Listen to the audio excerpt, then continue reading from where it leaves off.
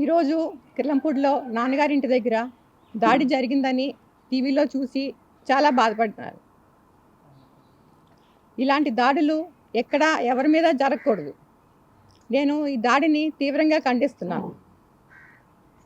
పవన్ కళ్యాణ్ గారు ఇలాంటి దాడుల వెనకాల అస్సలు ప్రోత్సహించరు. జనసేన నుంచి చేస్తున్నారని చెప్పి ఆరోపణలు, డబ్బులు ఇచ్చి చేయిస్తున్నారని చెప్పి ఆరోపణలు చేస్తూ ఉన్నారు. పవన్ కళ్యాణ్ గారు ఎప్పుడూ ఇలాంటివి ప్రోత్సహించలేదు. ఆయనకి ప్రజలన్నా నాయకులన్నా ఎంతో గౌరవం.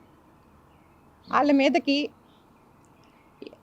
ఏం చేసినా సరే వాళ్ళని ఖండిస్తూ ఉంటారు.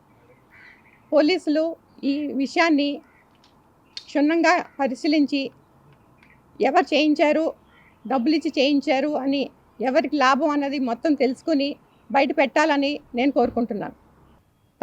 ఎవరో తాగేసి చేసినంత మాత్రాన అది జనసేన చేసిందని, ఎవరో 1-2 మీటింగులకు వచ్చి జనసేన జై జనసేన అన్నంత మాత్రాన వాళ్ళు చేసిన పనిని కూడా ఇలా పార్టీ పరంగా నెట్టడం కూడా అంత కరెక్ట్ కాదని నేను భావిస్తున్నాను.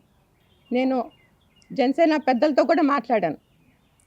వాళ్ళు కూడా ఎవరు చేశారు, ఎవరు చేయించారు వెనకాలండి ఎంత పెద్దవాళ్ళైనా సరే వాళ్ళని బయటికి తీసుకొచ్చి అందరికీ చెప్తారని నాకు మాట ఇచ్చారు. సీని గారు చెప్పినట్టు నేను పార్టీ ఎలక్షన్ ముందు జాయిన్ అవుతానంటే, వద్దమ్మా తర్వాత జాయిన్ అవ్వాలి, ఇప్పుడు కాదు అని చెప్పి సర్ది చెప్పిన ఆయన ఇలాంటి దాడులు చేస్తారని మాత్రం నేను నమ్మను. దీన్ని పోలీసులు మొత్తం తెలుసుకుని బయటికి తీసుకురావాలని కోరుకుంటున్నాను.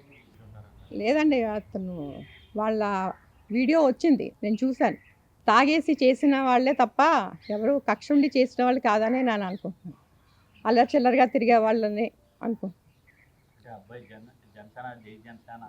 చాలామంది అంటారండి. దీంట్లో సింపుల్ అన్న, ఇప్పుడు జనసేన పార్టీ సంబంధించి నిజంగా వ్యక్తి అయితే చేస్తే జనసేన పార్టీ పేరు చెప్పే అంత అవసరం ఉంటుంది.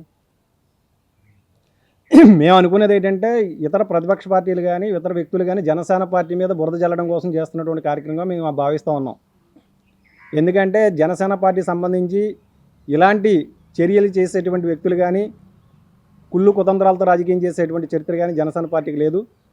ఇది కేవలం ఈ మధ్యనే మేము ఊహిస్తుంది ఏంటంటే, ప్రతిపాడు నియోజకవర్గంలో కొత్తగా వైఎస్ఆర్సీపీ నుంచి ఎవరైతే ఇన్ఛార్జ్ తీసుకున్నారో ఇన్ఛార్జ్గా బయటకు ఎస్టాబ్లిష్ అవ్వడం కోసం ఇలాంటి ఒక రాజకీయ క్రీడ ఆడుతున్నారని చెప్పి మేము భావిస్తూ ఉన్నాం.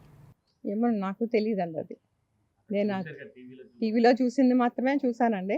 అతను వీడియోస్ వచ్చాయి కొన్ని, కానీ మతి స్థిమితం లేదేమో అనిపించింది నాకు అతను మాట్లాడే విధానం అంతా చూసి. లేదండి, నేను పార్టీ జాయిన్ అయ్యాక మాట్లాడలేదండి ఎవరు.